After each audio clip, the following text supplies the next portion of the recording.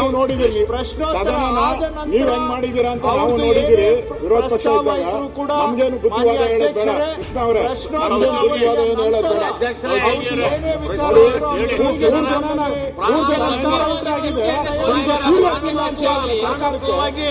Serious ಇಲ್ಲ ಅಂತ ಹೇಳಿ 3 ಜನ ಎನ್ಕೌಂಟರ್ ಆಗಿದೆ. ಸೀರಿಯಸ್ ಇಲ್ಲ ನಿಮ್ಗೆ.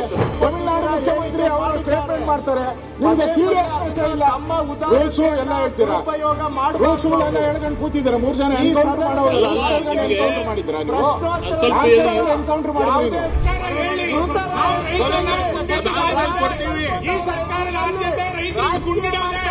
ರೈತರಿಗೆ ಗುಂಡಿಡೋದ ಈ ಸರ್ಕಾರ ಇಲ್ಲೇ ಎನ್ಕೌಂಟರ್ ಮಾಡ್ತೀರಿ. ವಿದ್ಯಾರ್ಥಿಗಳಿಗೆ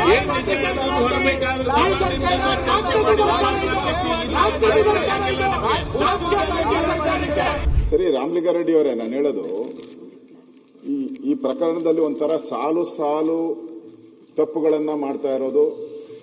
ಜನಗಳು ಈಗ ಪ್ರಶ್ನೆ ಮಾಡ್ತಾ ಇದ್ದಾರೆ, ನಾಗರಿಕರು ಪ್ರಶ್ನೆ ಮಾಡ್ತಾ ಇದ್ದಾರೆ. ಏನು ಅಂತ ಹೇಳಿದ್ರೆ, ಅಲ್ಲೇ ಮೆಡಿಕಲ್ ಆಸ್ಪತ್ರೆ ಇದೆ ಚಾಮರಾಜನಗರದಲ್ಲಿ, ಅಲ್ಲೇ ಡಾಕ್ಟರ್ ಇದ್ದಾರೆ, ಪ್ರೊಫೆಸರ್ಸ್ ಇದ್ದಾರೆ. ಮೈಸೂರಿಗೆ ಯಾಕೆ ತಗೊಂಡೋದ್ರಿ? ಪ್ರಶ್ನೋತ್ತರ ಆದ್ಮೇಲೆ ಮೈಸೂರಿಗೆ ಯಾಕೆ ಮತ್ತೆ ನೀವು ಹೇಳಿದ್ದೀರಾ ಅಲ್ಲಿ ಅವ್ರು ಬರುವಂತದ್ದು ಮಾನ್ಯ ಅಧ್ಯಕ್ಷರು ಪ್ರಶ್ನೋತ್ತರ ಅವಧಿ ಅಂತ ಕರೆದಿದ್ದಾರೆ. ನಾವು ನೋಡಿದಿರಿ, ಅದೇ ಸದನ ನೋಡಿದಿರಿ ನಾವು. ನೀವೇನ್ ಮಾಡಿದಿರ ಅಂತ ನಾವು ನೋಡಿದಿರಿ. ಸದನ ನೀವ್ ಹೆಂಗ್ ಮಾಡಿದಿರಾ ಅಂತ ನಾವು ನೋಡಿದಿರಿ. ವಿರೋಧ ಪಕ್ಷ ಇದ್ದಾಗ ನಮ್ಗೇನು ಬುದ್ಧಿವಾದ ಹೇಳೋದ್ ಬೇಡ ಕೃಷ್ಣ ಅವರೇ, ನಮ್ಗೇನು ಬುದ್ಧಿವಾದ ಏನು ಹೇಳೋದ್ ಬೇಡ.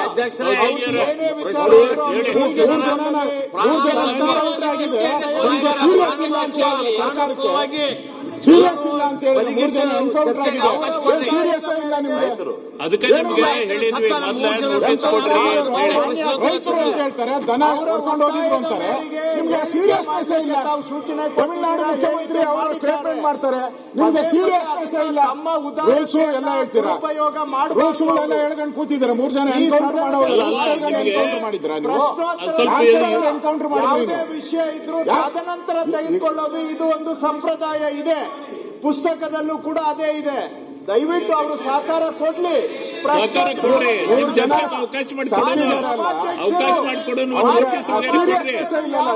ನಿಯಮವಾಗಿ ನಡ್ಕೋರಿ. ಅಲ್ಲ, ನಿಮ್ಗೆ ಪರಿಹಾರ ಸಿಗ್ಬೇಕಾ? ಯಾರು ತಪ್ಪಾಗಿದೆ, ಜನಕ್ಕೆ ತಿಳುವಳಿಕೆ ಮಾಡಿಕೊಡ್ಬೇಕಲ್ಲ ನೀವು. ತಪ್ಪು ಮಾಡಿದವರು ನಿಯಮ ಹೋಗ್ರಿ. ನೋಡಿ, ಸದನ ನಡೀತಾ ಇದೆ. ಸದನ ನಡೀಲಿಲ್ಲ ಅಂದ್ರೆ ಪರವಾಗಿಲ್ಲ. ಸದನ ನಡೆಯುವಾಗ ಅವಕಾಶ ಇದೆ. ಈ ತರ ಎನ್ಕೌಂಟರ್ಗಳು ಮಾಡಿದ್ರೆ ಅವಕಾಶ ಇದೆ. ಅಲ್ಲ, ನಾ ಈಗ ಅವಕಾಶ ಕೊಡಂಗಿಲ್ಲ. ನಾನು ಯಾರಿಗೂ ಮಾತಾಡಕ್ಕೆ ಅವಕಾಶ ಕೊಡಂಗಿಲ್ಲ. ಇಲ್ಲ, ಅವಕಾಶ ಕೊಡಂಗಿಲ್ಲ ನಾನು. ಅಧ್ಯಕ್ಷರೇ, ಒಂದು ಸೂಚನೆ ಇಲ್ಲ, ಕನಿಷ್ಠ ಒಂದು ನೋಟಿಸ್ ಕೊಟ್ಟಿಲ್ಲ ನೀವು. ಅದಕ್ಕೆ ನಾನು ನಿಮ್ಗೆ ಪದೇ ಪದೇ ಕೇಳಿದೆ, ಒಂದು ನೋಟಿಸ್ ಕೊಡ್ರಿ. ಈಗ ಮಿನಿಸ್ಟರ್ ಸ್ಟೇಟ್ಮೆಂಟ್ ಮಾಡಿದ್ರೆ ನಿಮ್ಗೆ ಮಾತಾಡಕ್ ಬರಂಗಿಲ್ಲ. You should give come with a notice. ದಯಮಾಡಿ ಸುನಿಲ್ ಅವ್ರೆ, ದಯಮಾಡಿ ನಿಮ್ಗೂ ಎಲ್ಲ ನೀವೆಲ್ಲ ಕಾಯ್ದೆಯನ್ನ ಅರ್ಥಿದ್ದೀರಿ. ಮಾನ್ಯ ಅಧ್ಯಕ್ಷೆ, ನಾನು ನಿಯಮದ ಪ್ರಕಾರ ನಿಮ್ ಗಮನ ಸೆಳೀತಾ ಇದ್ದೀನಿ. ಮಾನ್ಯ ಸಚಿವರು ಸ್ಟೇಟ್ಮೆಂಟ್ ಮಾಡಿದ ನಂತರ ನಿಯಮದಲ್ಲಿ ಏನ್ ಹೇಳ್ತಾ ಇದೆ? ಮಾನ್ಯ ಸಚಿವರು ಸ್ಟೇಟ್ಮೆಂಟ್ ಮಾಡಿದ ನಂತರ ರಾಜ್ಯಕ್ಕೆ ಸಂಬಂಧಿಸಿದಂತೆ ಹೆಚ್ಚಿನ ಮಾಹಿತಿಯ ಪಡೆಯುವ ಉದ್ದೇಶಕ್ಕಾಗಿ ಪ್ರಶ್ನೆಗಳನ್ನು ಕೇಳಲು ಸದಸ್ಯರಿಗೆ ಅನುಮತಿ ನೀಡಬಹುದು ಅಂತೇಳಿ ನಿಯಮಾವಳಿ ಪುಸ್ತಕದಲ್ಲಿ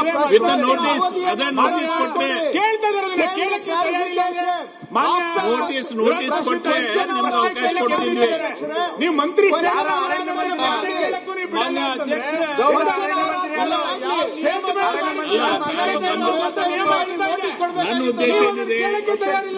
ನನ್ನ ಉದ್ದೇಶ ಏನಿದೆ, ಯಾರಿಗೆ ನ್ಯಾಯ ಸಿಗಬೇಕಾದ್ರೆ ಒಂದ್ ನಿಮಿಷ ಯಾರು ಕೊಡಕತ್ತಿಲ್ಲ. ನಮ್ಮ ಉದ್ದೇಶ ಏನಿದೆ,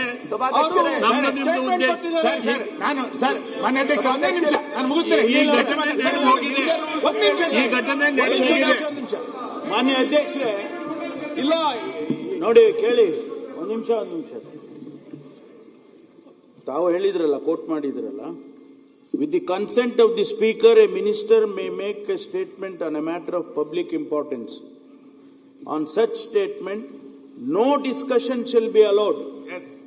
Members may be permitted to ask questions, clarifications for the purpose of eliciting further information. ಅಷ್ಟು ಬಿಟ್ರೆ ನಿಮ್ಗೆ ಏನು ಅವಕಾಶ ಇಲ್ಲ ರೀ.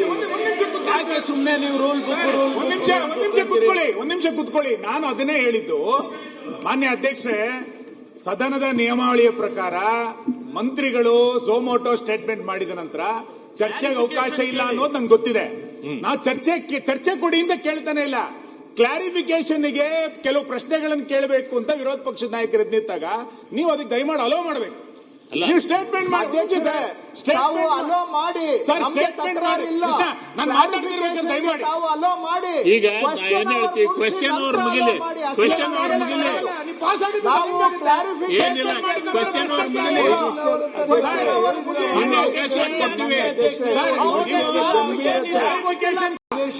ನೀವು ಸ್ಟೇಟ್ಮೆಂಟ್ ಮಾಡಿದ ನಂತರ ಕ್ಲಾರಿಫಿಕೇಶನ್ ಕೇಳಬೇಕು, ಆಮೇಲೆ ಕ್ಲಾರಿಫಿಕೇಶನ್ ಕ್ವೆಶ್ಚನ್ ಅವರ್ ಆಮೇಲೆ 3 ಜನ ಸತ್ತೋಗಿದ್ದಾರೆ, ಆಮೇಲೆ ಕ್ವೆಶ್ಚನ್ ಅವರ್ ನಡೆಸಿ. ಸರ್ಕಾರ 3 ಜನರ ಕೊಂದ ನಂತರ ಏನ್ ಪ್ರಶ್ನೋತ್ತರ ನಡೆಸ್ತೀರಿ ನೀವು? ನಿಮ್ಗೆ ಏನ್ ಪ್ರಶ್ನೋತ್ತರ ನಡೆಸ್ತೀರಿ? ಬರೀ ರಾಜಕೀಯ ಬೇಕು.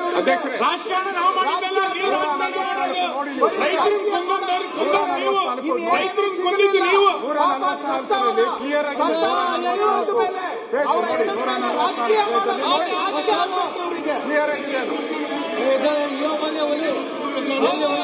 ಅದರಲ್ಲಿ ಪ್ರಾಣ ಹೋದವ್ರ ಮೇಲೆ ರಾಜಕೀಯ ಮಾಡ್ತಾ ಇದ್ದಾರೆ. ರಾಜಕೀಯ ಆಗ್ಬೇಕು ಇವರಿಗೆ.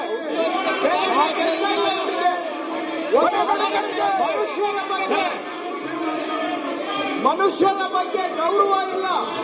ಅಧ್ಯಕ್ಷರೇ, ನಾನು ಓದ್ತೀನಿ ನೋಡಿ. ವಿಧಾನಸಭಾ ಅಧ್ಯಕ್ಷರು ಅನುಮತಿ ಪಡೆದು ಸಾರ್ವಜನಿಕ ಮಹತ್ವದ ವಿಷಯದ ಮೇಲೆ ಹೇಳಿಕೆ ನೀಡಬಹುದು. ಅಂತ ಹೇಳಿಕೆಯ ಮೇಲೆ ಯಾವುದೇ ಚರ್ಚೆಗೆ ಅವಕಾಶವಿರತಕ್ಕದ್ದಲ್ಲ. ಆದರೆ ರಾಜ್ಯಕ್ಕೆ ಸಂಬಂಧಿಸಿದಂತೆ ಹೆಚ್ಚಿನ ಮಾಹಿತಿ ಪಡೆಯುವ ಉದ್ದೇಶಕ್ಕಾಗಿ ಪ್ರಶ್ನೆಗಳನ್ನು ಕೇಳಲು ಸದಸ್ಯರಿಗೆ ಅನುಮತಿ ನೀಡಬಹುದು ಅಂತ ಇದೆ. ಅನುಮತಿ ಕೊಡಬಹುದು. ನಾವು ಅನುಮತಿಯನ್ನು ತಾವು ಕೊಡಬಹುದು. ಕ್ಲಾರಿಟಿ ಇದೆ ಪುಸ್ತಕದಲ್ಲಿ. ನಿಯಮ ಪ್ರಕಾರ ಮಾಡಕ್ ಬರಲ್ಲ. ಸರ್, ಸರ್ಕಾರನೇ ನಾವೇ ಎನ್ಕೌಂಟರ್ ಮಾಡಿದ್ರಿ ಅಂತ ಹೇಳ್ಬಿಡಿ, ಬಿಟ್ಬಿಡಿ. ನನಗೆ ಹೇಳ್ಬಿಡ್ಲಿ, ಸರ್ಕಾರನೇ ನಾವೇ ಹೇಳಿದ್ರಿ ಎನ್ಕೌಂಟರ್ ಮಾಡಕ್ಕೆ ಅಂತ ಹೇಳ್ಬಿಡ್ಲಿ, ಬಿಟ್ಬಿಡ್ಲಿ. ನಾಚಿಕೆ ಆಗಲ್ಲ ಅವ್ರಿಗೆ. ತಮಿಳುನಾಡು ಮುಖ್ಯಮಂತ್ರಿ ಅದಕ್ಕೆ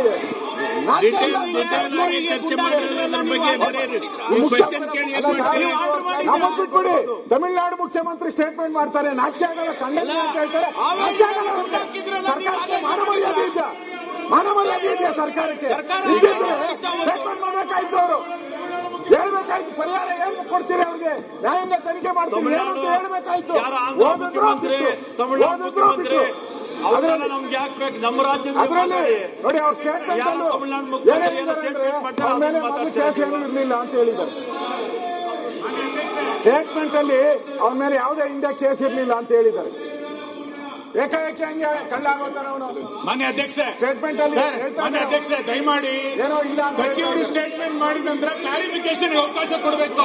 ನಿಮ್ಮ ನಿಯಮದಲ್ಲೇ ಇದೆ, ನಿಮ್ಮ ನಿಯಮದಲ್ಲೇ ಇದೆ, ನಿಮ್ಮ ನಿಯಮದಲ್ಲೇ ಇದೆ. ಕ್ಲಾರಿಫಿಕೇಶನ್ ಅವಕಾಶ ಕೊಡಲಿಲ್ಲ ಅಂದ್ರೆ ಸ್ಟೇಟ್ಮೆಂಟ್ ಮಾಡಿದ್ರೆ ಕ್ಲಾರಿಫಿಕೇಶನ್ ಕೊಡಬೇಕು, ನಿಯಮದಲ್ಲೇ ಇದೆ. ನೀವು ಅದಕ್ಕೆ ಅವಕಾಶ ಕೊಡಲ್ಲ. ಅವಧಿಯ ನಂತರ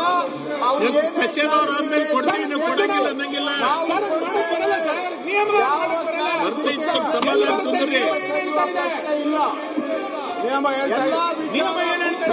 ಚರ್ಚೆಗೆ ಸರ್ಕಾರ ತಯಾರಿದೆ.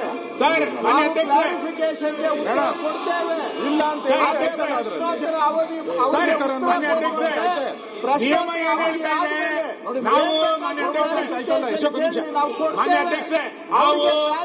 ನಿಯಮ ಬಿಟ್ಟು ಏನೋ ಬೇರೆ ಕೊಡಿ ಅಂತ ಕೇಳ್ತಾ ಇಲ್ಲ.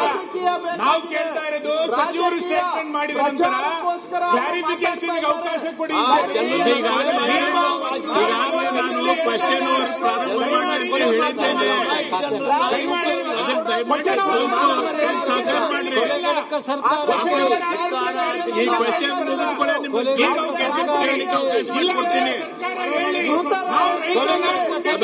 ಕೊಡ್ತೀವಿ. ಈ ಸರ್ಕಾರದ ಆದ್ಯತೆ ರೈತರಿಗೆ ಗುಂಡಿಡೋದೇ ಈ ಸರ್ಕಾರ ಆದ್ಯತೆ ಅಂತ ಹೇಳಿ. ನಮ್ದೇನು ತೊಂದರೆ ಇಲ್ಲ. ಈ ಸರ್ಕಾರದ ಆದ್ಯತೆ ರೈತರಿಗೆ ಗುಂಡಿಡೋದೇ. ನೀವು ಲಾಠಿ ಚಾರ್ಜ್ ಮಾಡ್ತೀವಿ. ಅವ್ರು